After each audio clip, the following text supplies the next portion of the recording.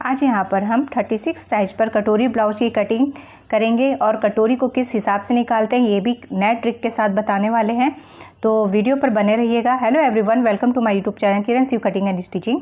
यहाँ पर देखिए, हम सबसे पहले सिंगल पेपर पे ही कटिंग करेंगे और जब कपड़े पर लेंगे तो डबल फोल्ड करते हुए लेंगे। तो यहाँ पे बैक साइड का पल्ला ले रहे हैं, लंबाई यहाँ पर 14 इंच पर तैयार करना है तो 15 इंच करके लेंगे।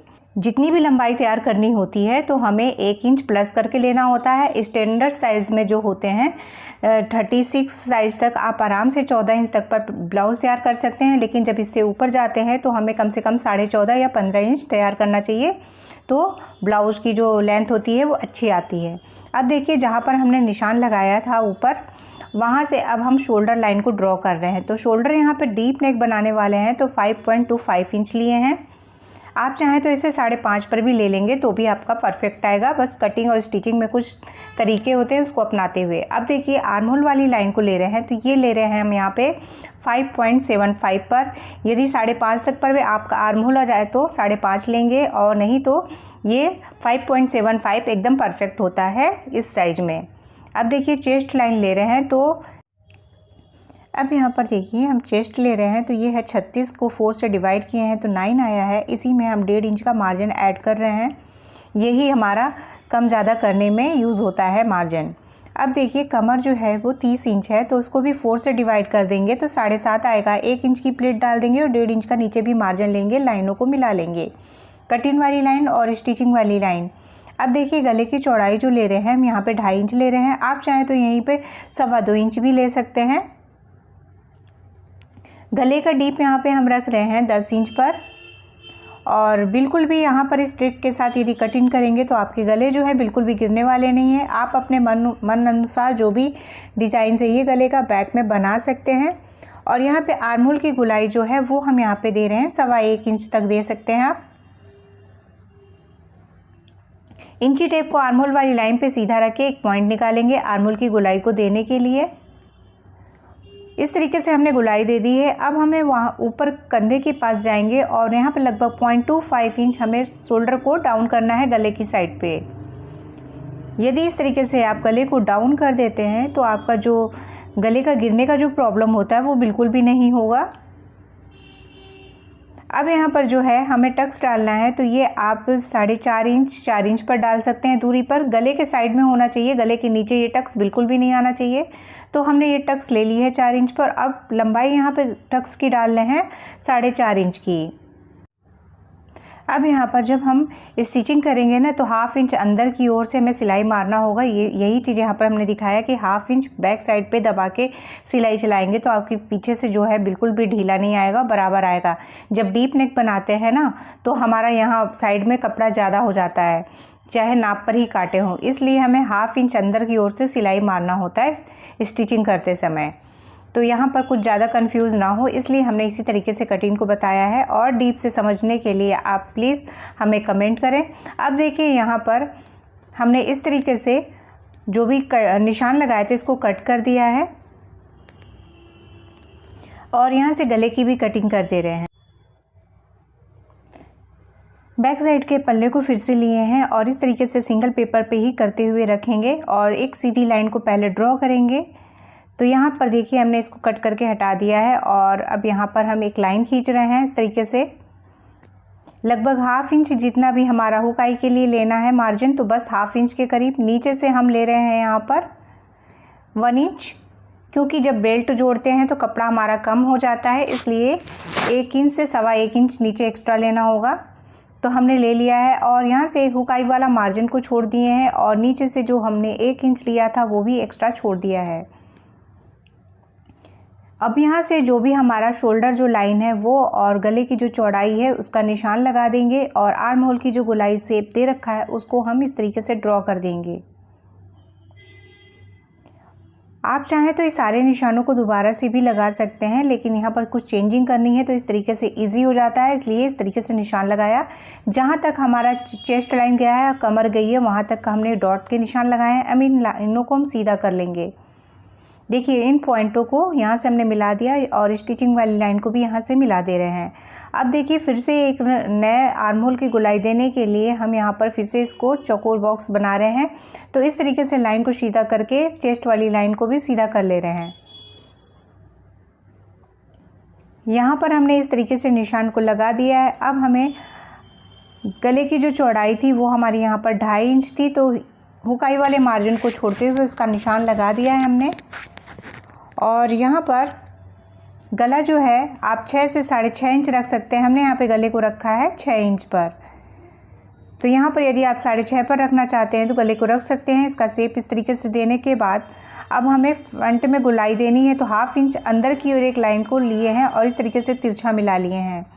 अब यहाँ से ले रहे हैं, यहाँ से लेंगे 0.75 इंच और इस तरीके से अंदर वाली लाइन की सहायता से हमें मिला देना है गोलाई को।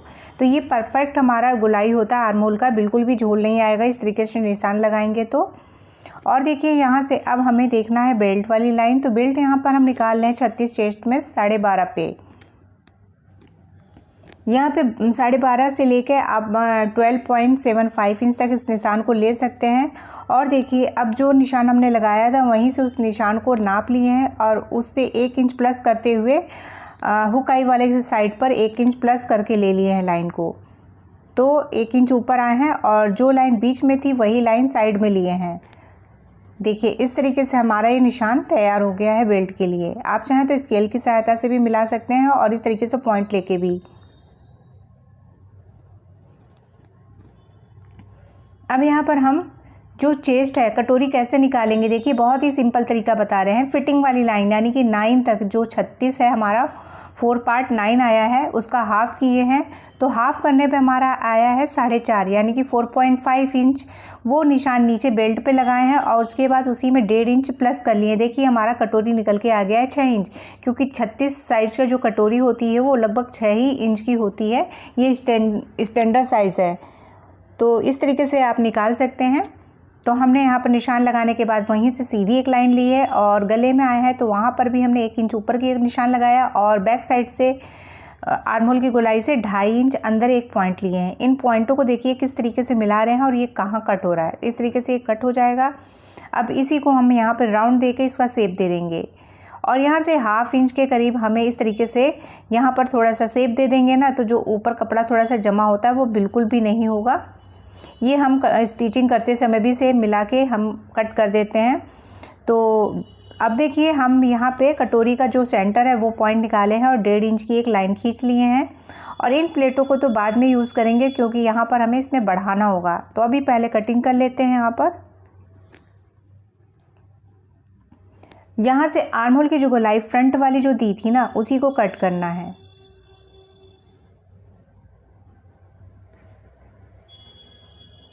शोल्डर लाइन भी जो है उसे कट करके निकाल लेंगे। अब गले की गोलाई और बाकी चीज़ों का जो निशान लगाया है उसे हम कटिंग कर दे रहे हैं।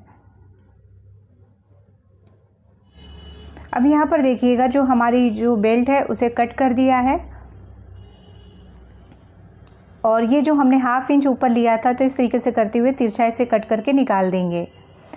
यहाँ से कटोरी का शेप जो है उसे भी कट कर देंगे।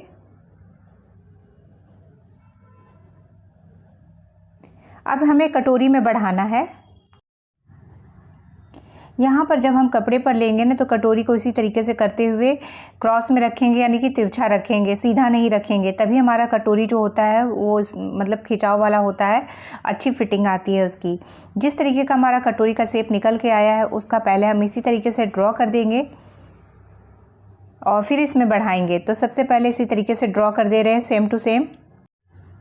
अब हमने यहाँ पर कटोरी का जो शेप है उसी तरीके से हमने निशान लगा लिया है। टोटल कटोरी का जो था उसी को कॉपी कर दी।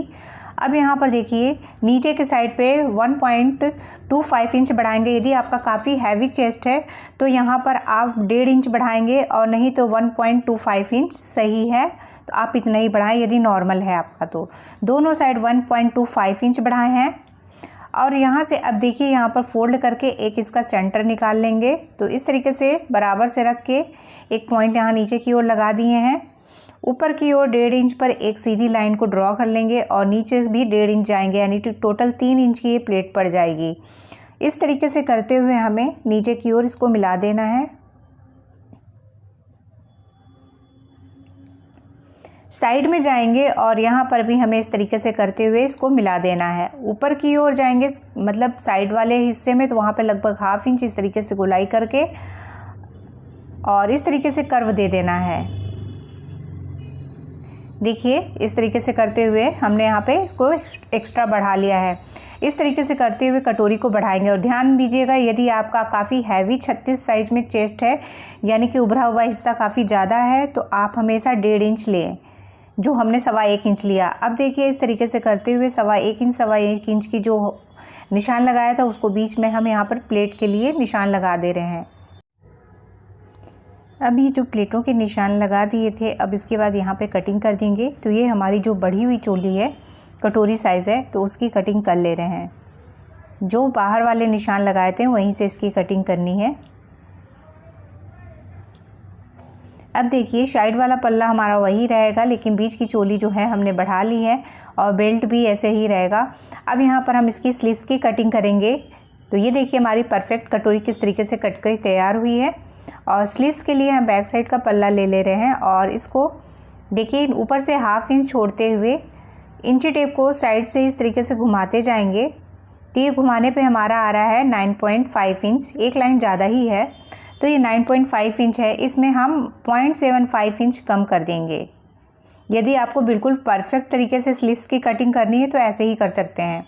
और इसके बाद देखिए 8.75 इंच आया जब हमने 0.75 इंच कम किया। तो इस तरीके से करते हुए डबल फोल्ड पे हम ले लेंगे पेपर को और कपड़े को लेंगे, तो कपड़े को डबल फोल्ड पे लेंगे। अब लंबाई यहाँ पर हमें 10 इंच की स्लीव्स तैयार करनी है, तो हमने 11 इंच लंबाई पर लिया। इस तरीके से एक सीधी लाइन ड्रॉ कर ली है। तो यहाँ पर अब देखिए इसकी गुलाई के लिए हम लेंगे 3.5 इंच पर।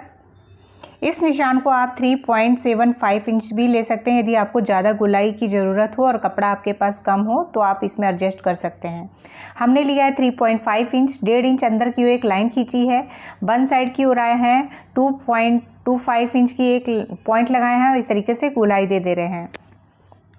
तो यहाँ पर जो है लगभग सेंटर इसका लेंगे, जो भी ये गुलाई है सेंटर के हिसाब से 1/2 इंच पर एक नीचे की ओर सीधी लाइन लेके इस तरीके से इसका कर्व दे देंगे अंदर के लिए। और ये कर्व ज़रूरी है देना, नहीं तो आपका आगे की ओर झोल आएगा। यहाँ पर हमारा है 10.5 इंच। स्लीव्स की गुलाई जो है वो 10 इंच की है, तो उसके हिसाब से उसका हाफ़ करेंगे तो 5.25 इंच। आपका जितना हो उस हिसाब से निशान लगाएं। 1.5 इंच का मार्जिन रखेंगे, नीचे भी ऊपर का मार्जिन जो हम 1.5 इंच अंदर आए थे वहीं से हो गया। अब इस तरीके से हमने कटिंग वाली लाइन को मिला के लगभग 0.25 इंच हल्का सा शेप दे दिए हैं आर्म होल का। स्टिचिंग करेंगे तो देखिए जिस तरीके से हम पॉइंट लगा रहे हैं इसी तरीके से स्टिचिंग घुमाते हैं, तभी जो हमारा बाजू जो होता है चिपका हुआ आता है। कटिंग करते समय हम सीधा कटिंग कर देते हैं, स्टिचिंग करते समय कुछ ट्रिकों का यूज़ किया जाता है और तभी हमारे जो ब्लाउज होते हैं परफेक्ट बनते हैं। 50% कटिंग और 50% स्टिचिंग मायने रखता है। तो देखिए यहाँ पे हमने स्लीव्स की कटिंग में आगे वाली गुलाई को भी कट कर दिया। तो यहाँ से इस तरीके से कट कर दिए हैं। और यदि वीडियो पसंद आया होगा तो प्लीज़ लाइक करिएगा और शेयर करिएगा। और देखिए यहाँ पर अब हम मिला के दिखा दे रहे हैं। 1/2 इंच छोड़ते हुए स्लीव्स को इस तरीके से रखेंगे और देखिए हमारी स्लीव्स कितनी अच्छी तरीके से यहाँ पर बराबर से जाके मैच कर गई। तो वीडियो पसंद आया होगा तो प्लीज़ हमारे वीडियो को लाइक करिएगा, कमेंट करिएगा। Thank you for watching.